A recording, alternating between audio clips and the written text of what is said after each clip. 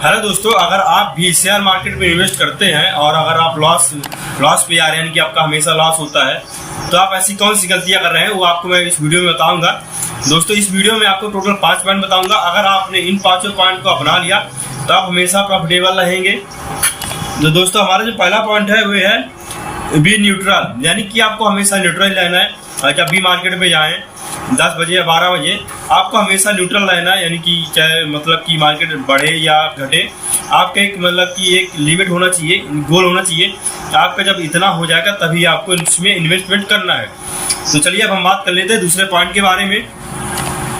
दूसरा पॉइंट दोस्तों हमारा don't be afraid put the trade, यानी कि जब भी आप कोई भी ट्रेड लो उसमें डरो मत, क्योंकि अगर आप डरोगे तो आप उसमें कॉन्फिडेंट नहीं हो पाओगे, ना उसमें दिमाग चल पाएगा। क्योंकि अगर आप जैसे डरेंगे आपका जो माइंड सेट है वो मतलब कि प्रॉपर काम ना करेगा और आप उसमें फेल हो जाएंगे यार। उसको ट्रेड को लेंगे और उसमें आपका लॉस होएगा 100%, मेरी गारंटी है।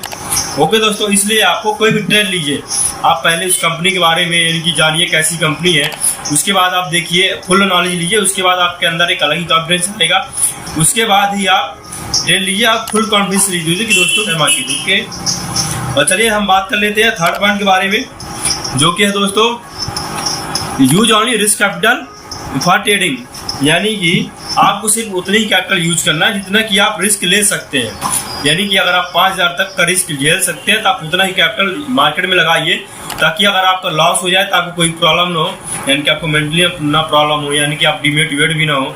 अदरवाइज आप डिमोटिवेट बहुत जल्दी हो जाएंगे दोस्तों, क्योंकि इस मार्केट में सबसे बड़ा यही होता है कि लोग अपने से अगर उसमें प्रॉफिट होता है तो बहुत ज़्यादा कैपिटल लगा देते हैं, और जब लॉस हो जाता है तो निगेटिव हो जाता है और छोड़ देते हैं। यह सबसे बड़ा पॉइंट है।